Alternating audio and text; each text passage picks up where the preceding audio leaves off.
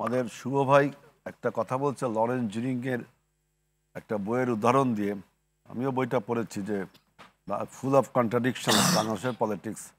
আমাদের বাংলাদেশের একজন বিখ্যাত ইতিহাসবিদ এবং অর্থনীতিবিদ ডক্টর আকবর আলী খানের একটা বই আছে বিচিত্র ছলনার জালে বাংলাদেশের রাজনীতি। সেখানে তিনি এক জায়গায় বলছেন যে বাংলাদেশের পলিটিক্স এবং এই উপমহাদেশের পলিটিক্সে তিনি বলছেন যে a riddle wrapped in mystery inside an enigma.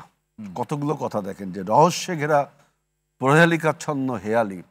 আমি অর্থই বুঝলাম না, আমি পরে বুঝছি যে আসলে বাংলাদেশের পলিটিক্সের রহস্যে ঘেরা, এর মধ্যে প্রহেলিকা আছে, আবার এটা একটা হেয়ালি। দেখেন যখন মতিনুর ভাই বলতেছে যে এই যে অনেকে বলতো যে টাকা পয়সা কোথার থেকে আসবে এই দলে, আপনি বলছেন কন্ট্রিবিউশন।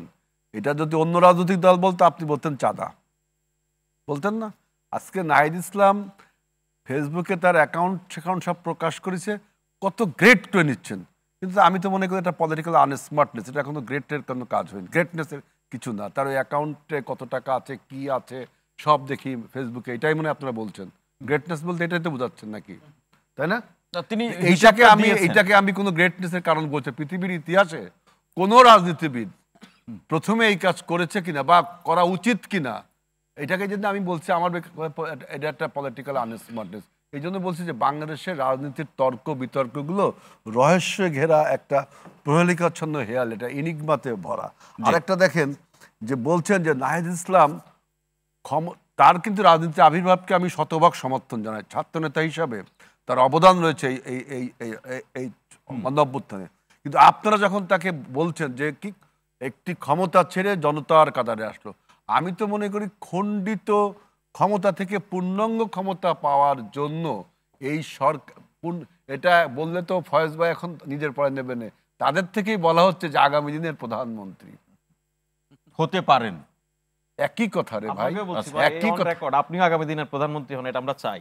না না, আমি বাংলাদেশের সকল পলিটিশিয়ান তারপরে দেখেন যে আপনার এই সরকারের আরেকটা আমি ইনিগমা দেখলাম, এটাও মানে রহস্যে ঘেরা, যে এই সরকারের মেয়াদ কতদিন।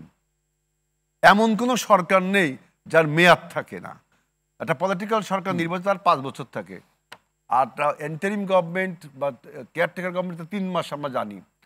আর একটা অভিশপ্ত একটা সরকার হয়েছিল যার ফলে আজকে আমাদের এই অবস্থায় দাঁড়াতে হয়েছে, সে 2007 সালে সেই সরকারও বলেছিল, এই অভিশপ্ত বলেছিল যে 2 বছর।